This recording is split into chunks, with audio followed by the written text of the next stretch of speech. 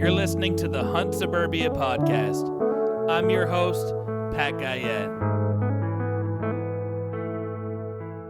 Big bucks I've been dreaming often, every night till I'm in a coffin. Vermont woods to the burbs of Boston, I'm looking for a tree to get lost in. Crisp mornings, little dust in the snow. Quality time, just me and my bow. Fall evenings, I know just where to go for some quality times for me and my bow. It's just me and my bow. This episode is brought to you by Heron Hill Winery. Go to heronhill.com, make sure that they deliver to your state, and use code HS5 at checkout for an additional 5%. All right, we're live from my dining room with special guest, Chris Rice. He actually got the first deer last weekend out at camp. We released the episode with Scotland first because we were able to record that. Chris had to take off on Sunday early and get his deer to the butcher, but this is a kill story, but not quite live, and we're going to get Chris's version of events for that amazing Vermont buck he got last week. So welcome, Chris. Thanks for having me. Thanks, man. We're drinking some Heron Hill, so we're gonna have a harvest deer kill story over some Heron Hill Eclipse red wine. It's pretty delicious and cheers, very buddy. Good wine. So why don't you just tell me about your experience? What did you think about hunting in Vermont for the first time? Well, first off, thank you so much for inviting me up to camp. I had an absolute blast. That's the first time I've ever hunted out of the state of Massachusetts. It's the first time I've ever been on a hunting trip of any sort. I've only ever done, I've done some day trips, to Western Mass and stuff like that. But Yep. It's the first time I've traveled anywhere to hunt, and I had an absolute ball. And the whole deer camp experience was amazing. It was great to meet everybody there, and I really appreciate the invite. You're welcome, man. I mean, we love showing new people hunting. Yep. And camp isn't for everybody. Sometimes people go out there and they don't see any deer and they quit. Or they don't want to come back. But I was going into it. I really wasn't expecting too much at all. I thought if I see some deer, I'll be happy because and you told me ahead of time. You said sometimes you'll go several days worth of sitting without seeing anything, and yep. That's the case even here in Massachusetts where I hunt. So I really, I was like, oh, maybe we'll see something. I was really more excited to, experience the big woods and it's peak foliage and everything, and just be outside. And turned out to be a little bit more than that. But and I wanted to see what deer camp was all about too. And yep. I guess it's the camp aspect of it, sort of what I expected, and and I was looking forward to that, and we had a great time. Did you like that Saturday meal? Oh yeah, that was good. We do the same meal on Saturdays out at camp that they've been doing since 1958, even down to the same cheese guy in town that makes that cheese. Same number of pinches of salt and pepper and everything. Yeah, same stuff. The sauce evolves a little bit. My dad plays with the sauce, but it gets better every year, it seems like. That was good. Especially after you get a deer and you get a long drag and you put some work in on Saturday, that meal to replenish everything, it just hits the spot. Yep, I was hungry. Yeah, that's right. So tell us about. So let's go through what happened on Saturday. I'll just start from the beginning. So even before that, so I showed up Friday night around 8:30. I had to work all day Friday, so it was dark when I got there. So I didn't even get to really see the lay of the land driving in or anything like that. I was sort of just looking at the map on my GPS, as I was driving in, saying, oh, okay, there's woods on this side of the road or whatever. There's a pond over there. But I couldn't really see anything coming in, and Except for deer. Oh, that's right. Yeah, I got off the highway and I counted 8 deer in this field a few miles from your camp, and then I saw another 1 or 2 a couple miles closer. Yeah. I was like, oh, man, this might be a good omen. It was. And then I saw a couple skunks after that. I'm like, oh, maybe that's bad. Maybe we're going to get skunked. Yep. I don't know. But, so I showed up around 8:30, and like I said, it was dark, so I didn't really get to see anything. And then we got up backtrack, I know you were going to take Evan out to this one spot, And I was like, okay, well, where do you want me to go? I was like, just give me a pin on a map and I'll go there. Just tell me somewhere I might see deer, because obviously you've hunted this your whole life. You know where to go. And you said, well, why don't you come with us? So that's what I decided to do. Not that I really had any other option. And Friday night, while you were driving, that's where Evan and I hunted, right where we put you. So that's the only reason. I mean, we were there to check a camera and happened to see some fresh scrapes in that area. So, and it was on the way into where we were going to be headed on Saturday. So that was an easy spot to just put you down there. Yeah. So, so I drove over there with you guys, and we got there around, I don't know, 5:30, something like that. And we all three of us walked in together, and you said, all right, you go down the bottom of the ridge. There's a little swamp down there. You'll see some old logging roads. And then you said that you and Evan would be up top of the ridge. And I said, okay. And you gave me a little pin on the map on Onyx, and I just sort of stumbled my way through the woods to find that till I thought I was sort of near that pin. What time did you end up getting in the tree? Let's see, legal shooting time was at 6:49, and I think I was set up in the tree at like 6:35. Oh, good, yeah. So I had about 10 or 15 minutes to spare. Yep. But like I said, I've never been here. It was pitch black. It was overcast, so there really wasn't, it was spitting rain, so there really wasn't any morning, false dawn or anything like that. No, I just kind of walked in. I thought I was on one of these logging trails you were talking about, and so I set up in a tree thinking I was facing it. I really couldn't see anything. And then when the sun came up, I realized, oh, I'm not on this logging trail. And I wasn't even really facing the direction I wanted to. I think I was facing... You were kind of facing the way that we walked in, right? You were kind of facing back. Which is what, south, maybe? You started out facing somewhat northwest.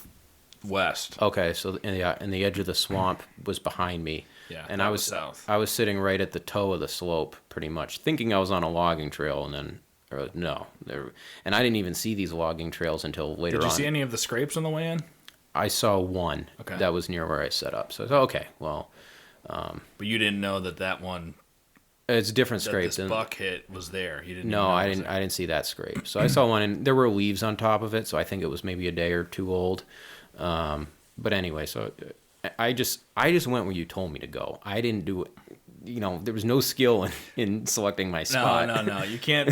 I knew that you were gonna say that. Like, you can say till the cows come home that you didn't do anything, but I put you in the spot. You did the hard part, man. I just saw some fresh scrapes there, and I knew it was an easy place to put you without you getting lost because it was on the way in. I really wasn't expecting you to text me at, what was it, 9:15. Your text was funny because we don't have much service up in that area, especially right where he got the deer. There's no service. Right. And so I let him know that, and we made a plan, meet by the truck. If you don't hear from anybody, just meet at the truck again at 1, and we'll come up with a plan for the afternoon. And me and Evan were still hunting a ridge. We just jumped a deer, and we sat down and had our sandwich in a nice overlook spot. And I checked my phone for the first time in the day, and I saw the text from Chris, and it was funny. It was like, just shot a 6-point. Going to the truck to drop my bow off and my stand, and then I'm going back for the deer. The time of this message is 9:15. This message will self-destruct. No, I figured if it showed up on your phone, it might not tell you what time. So right, so I added that. Showed up at like 10:30. Yeah. So the only decision making I made in my spot really was as I was walking in. I had my headlamp on, and I was looking for a somewhat openish area, where I'd have maybe a shooting lane, and all I could, from what I could tell with my headlamp. So anyway, I climb up the tree, and I'm sitting there, sun comes up, and I realize that, well, I'm not really facing an ideal direction, and I'm not really on the logging roads, but whatever, there's a scrape kind of at the base of my tree. So sun comes up at, I said 6:49 was a legal shooting light, so sunrise was at 7:14 or whatever that is. Saw a porcupine come through. Started spitting rain on and off. Nothing heavy. It was showers. Mostly just overcast. I don't know if you noticed. It seemed like the wind was kind of changing directions a little bit. Oh yeah, the wind started out as it was like south, and it went west, and then all the way to the north by like 10. Yeah, I think it was swirling a little bit too, kind of. I was sort of down in like a little valley maybe, and I think it was kind of swirling around in there too. It was up there on the top too. Yeah, and the temperatures were fluctuating a bit too. It seemed like it was starting to drop as the rain was coming in. But no, so I sat there, and then eventually I decided, you know what? I don't like the direction that I'm facing. You know, this swamp was behind me.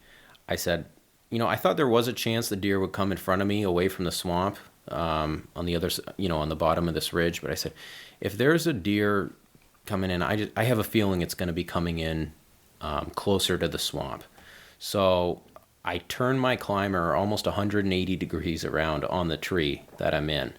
It's hard to do sometimes. Yeah, I'm kind of shifting, shimmying my way around about 180 degrees in the tree, just because I had a feeling that's where a deer would come from. And I get the stand turned around, and then you know, I have a couple hooks in the tree, one to hang my bow and one to hang my backpack, and so I'm moving the hooks from where they were before over to where I'm sitting now, and I screw the first hook in and I hang the bow. And as I'm screwing in the second hook to hang my backpack, that's when the 6-point comes in, and he's heading right towards me. I'm like, oh my God. So I didn't have time to finish screwing the hook in. Did you just see deer, or did you know it was a buck right away? I could tell it was a buck. I couldn't tell how many points were on him. I know Vermont's got the 3-point law. So I said, but I knew it was I knew it was at least 3. So I knew it was a shooter, and I had no, I didn't have any, minimum size buck or anything that I was willing to shoot. I was going to shoot whatever, just 'cause I know how tough whatever's it can be. legal. Right. Yep.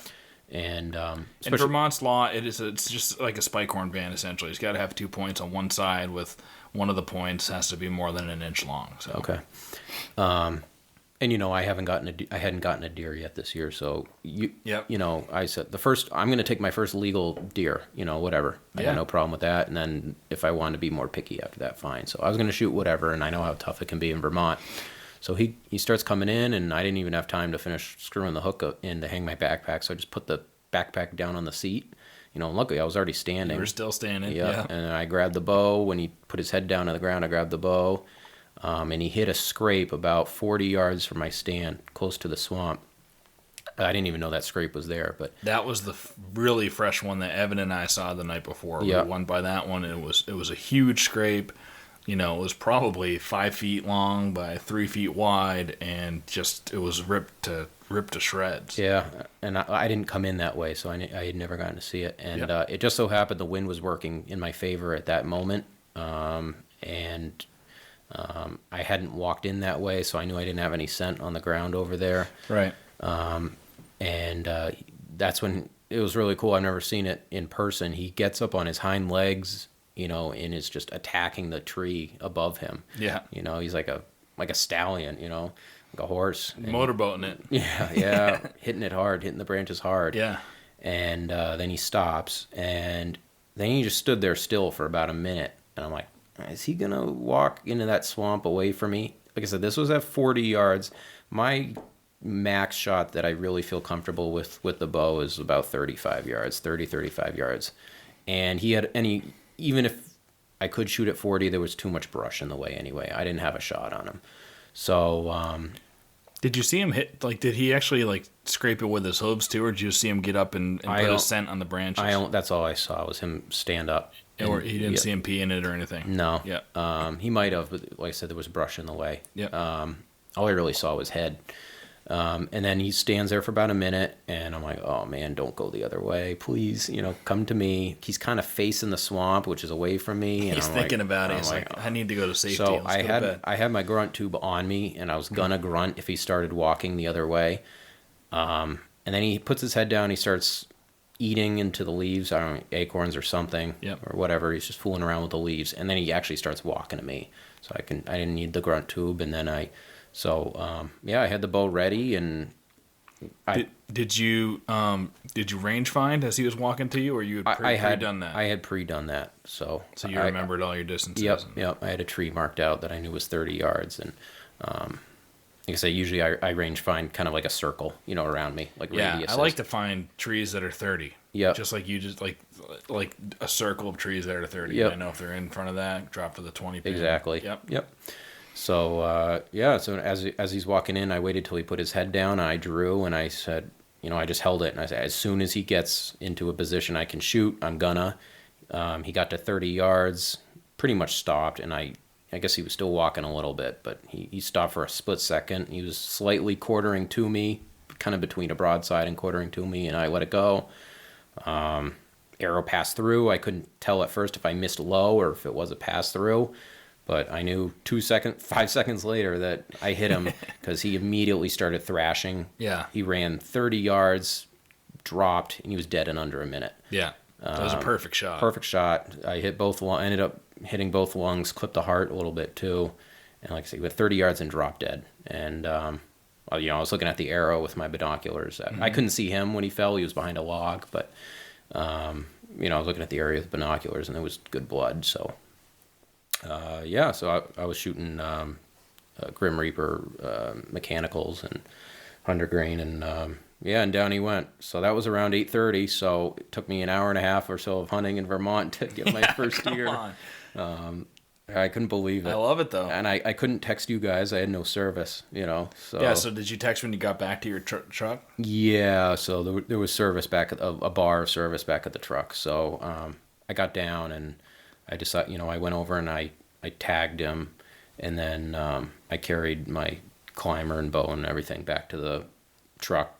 Texted you guys, like I said, I just shot a 6-point. This message is at 9:15 or whatever, and then went back and got the deer, and then started dragging him, and it started raining, and it was uphill. The leaves were all wet. I was slipping and sliding trying to drag him up. So luckily, I eventually connected with you guys, and we grabbed the jet sled out of my truck and pulled him the rest of the way.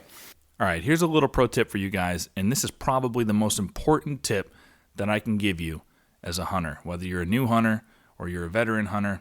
This is something that is going to go a long, long way into helping you kill deer. So make sure you're paying attention, okay? What you have to do is make sure that your wives and your girlfriends are happy during hunting season. I mean, you should make sure that they're happy all year long, but especially during hunting season, make sure that they're happy. So butter them up a little bit extra. What I've always found that works really well is buying her some wine. So I buy a case of wine from Heron Hill Winery at the beginning of the season, and if I get through it, which we usually do, somewhere around, middle November, I'll re-up and I'll buy another case.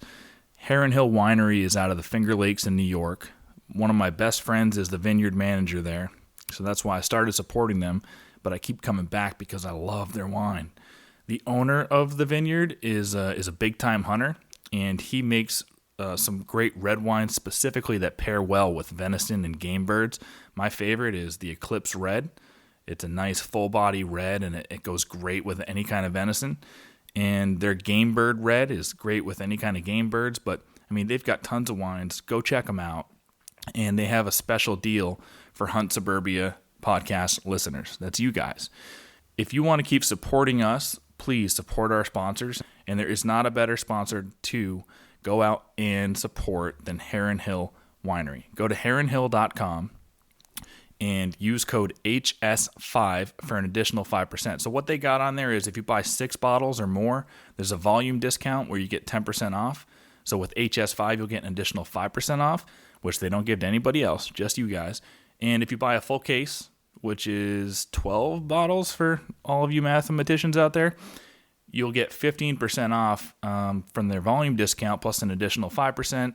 So that's 20% off total using code HS5. And also, any purchases of 6 or more bottles, it's free shipping. So they're one of the only wineries that have free shipping out there, and they'll get it right to your doorstep in these COVID times. And, you can get it within a week of ordering it. And I really just can't tell you enough. Go out there, support Heron Hill Winery. That's heronhill.com, and use code HS5 so that we know that you're going there from listening to us, and you're going to go a long way to helping out this podcast. Heron Hill Winery, the official wine of hunters, and more importantly, their wives and girlfriends. everywhere. Look, I hate ticks. You hate ticks. I know you hate ticks. I know your parents hate ticks. I know your kids hate ticks. We all hate ticks. You know what I want to do to ticks? I want to kill them. You know how you do that? Sawyer permethrin. Not only repels ticks, keeps them off your clothes, but if they do happen to get on there, it'll kill them. They only have to go over 1.5 inches of your clothing that's been treated with Sawyer permethrin to die. What's better than that? Maybe killing a big buck, but this is a close second. These guys are an amazing company. They're U.S. based. They're family owned and operated. Look for the yellow bottle. You can find them in Cabela's, Bass Pro Shop, Dick's Sporting Goods, Moose Jaw, REI. Find them online. Whatever you got to do. Get Sawyer permethrin. It is not expensive. It'll save your life from these diseases that ticks carry. And it's a quick application. You spray it on your clothes, spray it on your hat, put it on your socks and shoes, put it on your backpack, let it dry outside in the breeze, and it dries odorless. The deer are not going to pick you off from putting this stuff on your clothes, I guarantee you. Get Sawyer permethrin. You won't regret it. Trophy Ridge products are intelligently designed to give you a distinct advantage and be deadly accurate. The team at Trophy Ridge believes smart, hunt-inspired innovation should be at the foundation of each product's existence. You have enough to worry about on a hunt. Your gear should not be one of them. Trophy Ridge accessories give you the comfort of always knowing you're using the best bow hunting equipment when out in the woods or at the range.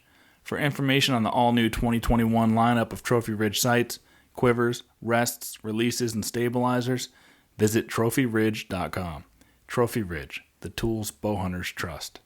Yeah, and when it comes to dragging a deer in Vermont, there's likely going to be some uphills involved. I mean, they don't drop on the top of the ridge, No, I was down low. Yeah. It wasn't a terrible drag. It wasn't super hard, but it wasn't fun either. Yeah. Yep. I mean, Evan and I went up a straight cliff, and from the one video that we posted, it doesn't even look like it, but when you get there, you're like, holy shit, that's straight elevation. Yep. Yeah, I mean, I can't tell you, I was really happy. I was just sitting with Evan. I was like, dude, Chris just said he shot a 6 point. And Evan's like, no way. For real? Seriously? Yeah. And we're like, yeah. And we were just making, it had just started raining again, and it was quiet. It softened the leaves right up, and it was perfect to still hunt. So Evan and I were still hunting this ridge that's classic Vermont bedding area. Edge of the swamp. It's a high ridge that goes up. It's all old growth, evergreen trees in there, and It's very dark in there and very quiet. And we were hunting with the wind in our favor. The wind had switched, so we were hunting back kind of towards you, but along that ridge with the wind in our face. And I thought we did jump a deer. We didn't see it, but we jumped the deer in there as soon as we got up on that ridge. So we were just gonna still hunt back to the truck. Anyway, and we just sped up. Evan was like, "No, let's go help him." We really wanted to see that deer, Yep. So we sped up and went real fast through the woods. Probably could have still hunted our way, but it would have taken us hours to get back there. And we wanted to go help out and couldn't. We ended up working out perfectly anyway. We had all kinds of time to hunt that afternoon. We got all the way up to the Oak Flat. You helped us on a push. Even though it didn't jump any deer towards that we ended up seeing, but I mean, what a weekend, man! Yeah, it was epic. I mean, I can't believe it. I still can't believe it happened that fast. Yeah. And you've told me a bunch of times. I go years without shooting a deer. Yep. And so like I said, and I'm with the bow, and I know it can be tough to get within close proximity of those deer in those woods. And I just can't believe it all worked out. Living in Massachusetts, like I only go up there a few weekends a year, I used to before I was married and have a kid. I was up there every weekend, rifle 3 weekends and then 2 muzzleloader.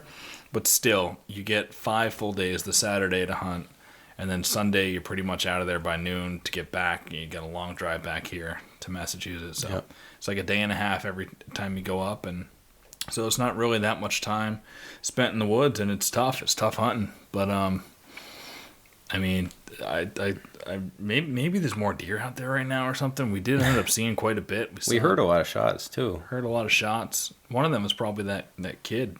There's a story on Facebook. This kid shot a 10-pointer up there, and he tracked it 3.5 miles through the woods. Had a pretty good shot on it too, but it went 3.5 miles. Just wanted to survive that thing and ended up drowning in a lake. And maybe one of those shots were his. He wasn't too far away from us.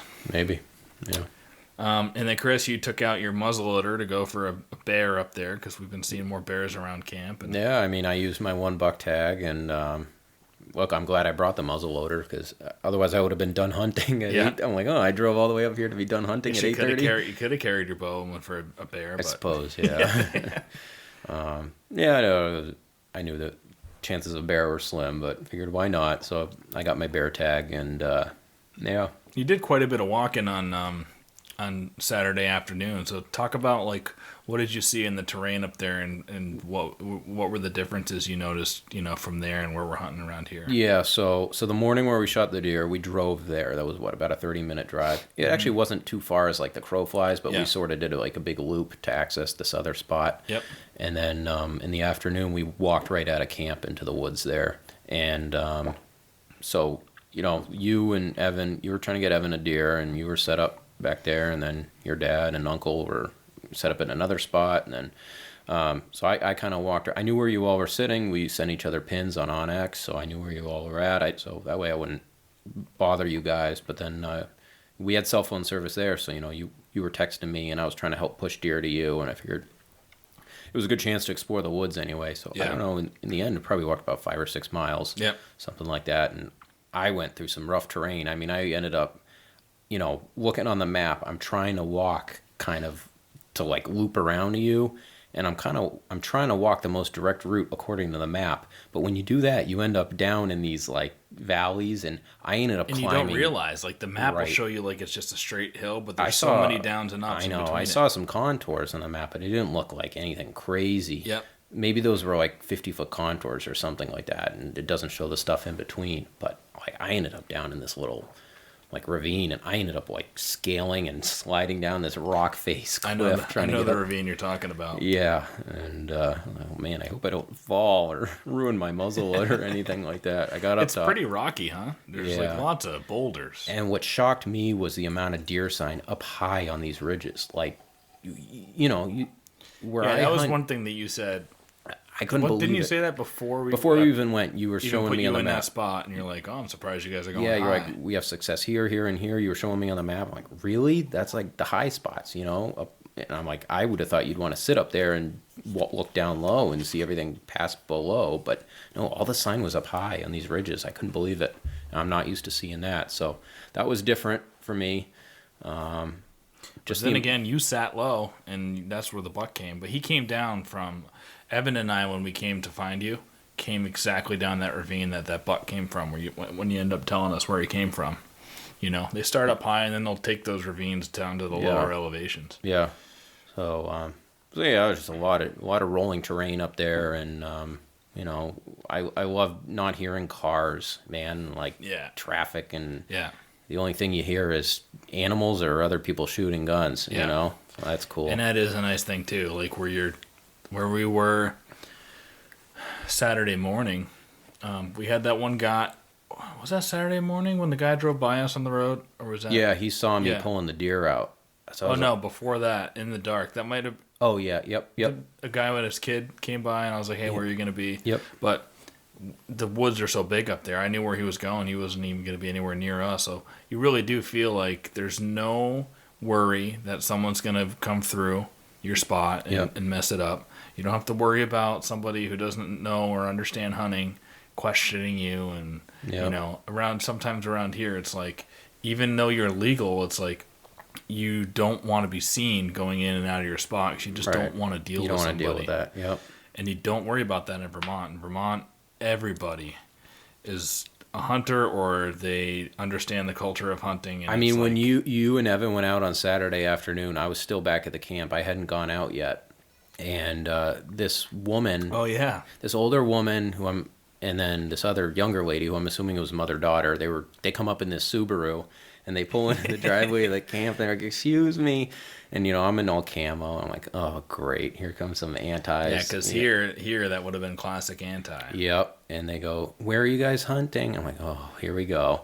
And she goes, well, I'm only asking where you're hunting because we don't want to mess you up. You know, Yeah, we wanted right? we wanted to go walk down there, but if you guys are hunting down there, we didn't want to mess up your hunt. I'm like, oh, that's sweet. That's a Vermont woman right there. Yeah, so that was cool. And she was like, we said, no, we're hunting up there on the other side of the road. She said, oh, okay. You know, I've seen some blood down on the other side of the road before, so I'm sure there's deer down there too. And, it was funny. But, yeah, that must have been like, well, I guess we're not in Massachusetts anymore. Right.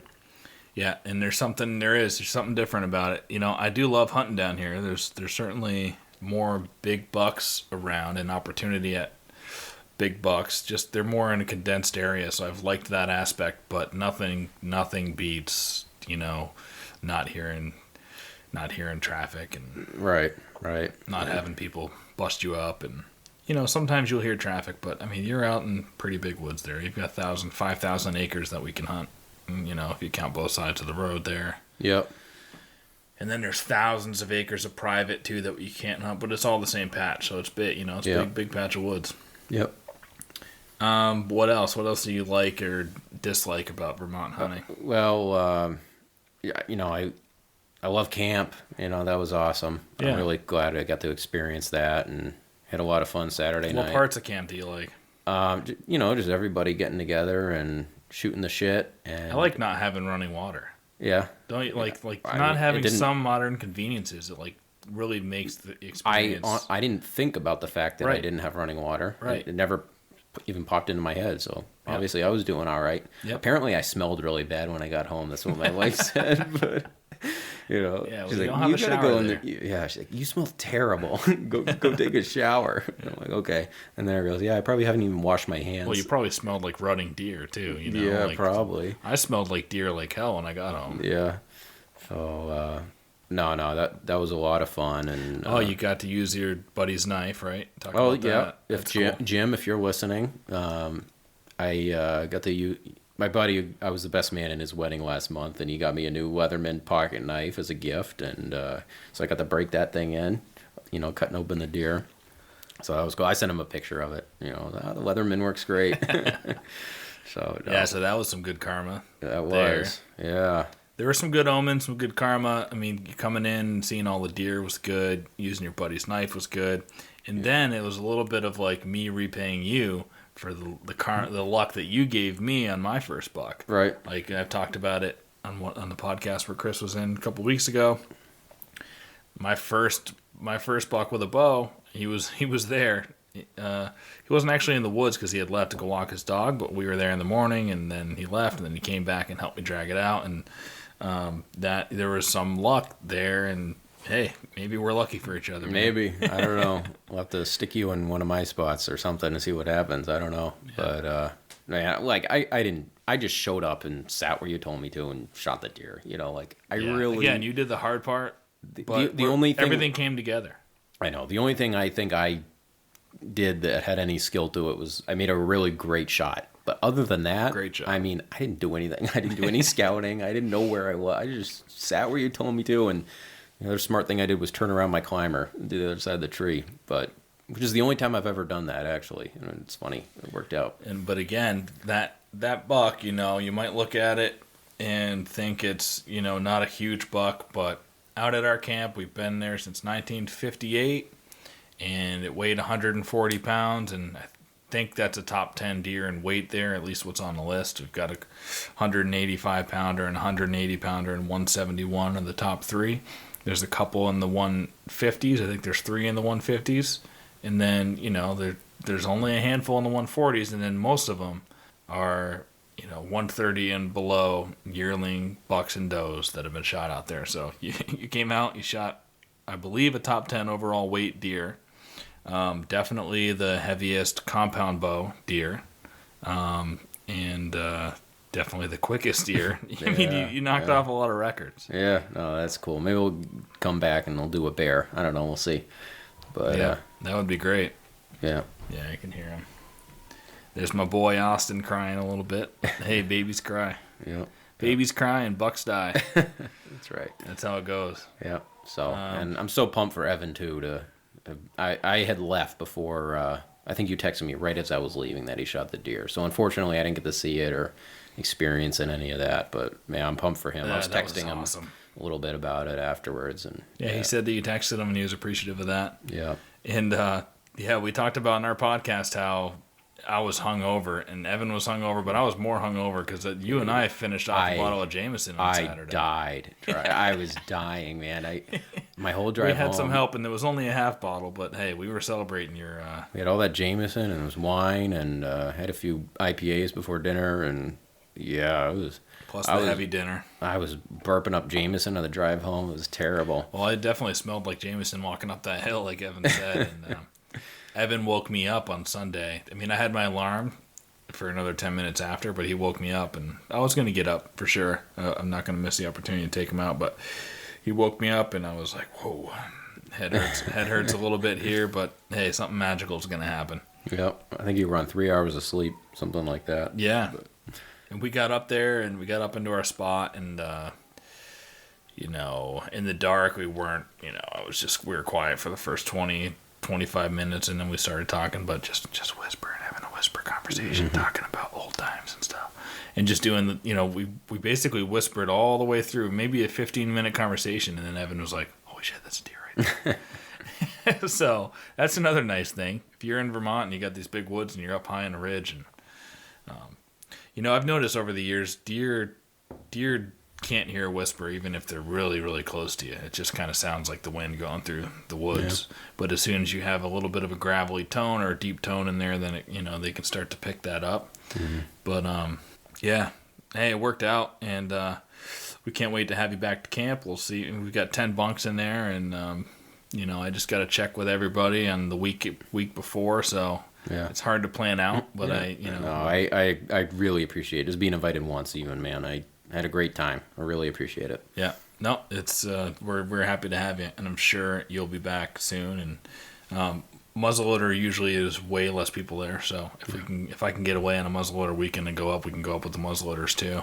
Mm-hmm. Although my cousin's thinking about coming down here for muzzleloader, and maybe we go and do some hunts down here with the muzzies, because I haven't done that yet. Last year I took it out once. I went tracking. Yeah. Way down south in a big patch of woods, but No, I got a new muzzleloader this year, so that's my goal. Of course, I'd shoot a buck during archery, if I see one, but I'd love to get one with a muzzleloader. You got 2 buck tags here now, so you said you're going to be picky, right? I'm going to be picky. Like I said, you have the luxury now. Yeah, it's just my wife and I who eat the meat, so it's just the two of us. So usually we'll go through. Like I shot one doe last year, and I just finished the meat, so we barely get through one deer. So I'm going to be picky on a second one. If I shoot a second deer, it's going to be a mature buck, I think. So it's a nice luxury to have. Yeah, that's what I did last year. I got that 5-pointer with you, and then I passed a bunch of 4-pointers and little 6s and stuff. Just a little yearling deer last year and a bunch of does, and just waited on the big one. Missed that big one back here. But hey, this year I've already passed on a lot of deer, and I don't know. Be careful as the time keeps ticking away. I think I might shoot it. Everybody's got their different set of standards, but for me, it's always like, if I see a deer on opening day, if it's something I'd want to shoot, on the last day of the season, I'll do it opening day. You know what I mean? 'Cause you don't know. It's happened to me before. You see a lot of deer at the beginning of the year, and then you're running out of time. You're like, oh man, now what?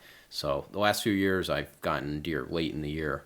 So this is the earliest deer I've ever shot, in the season. It's awesome. Yeah, it takes the pressure off. It's cool that I can now kind of be a little more selective. Yep. So cool. Well, we'll check back in when you get your big one then. Yeah, we'll do it. All right.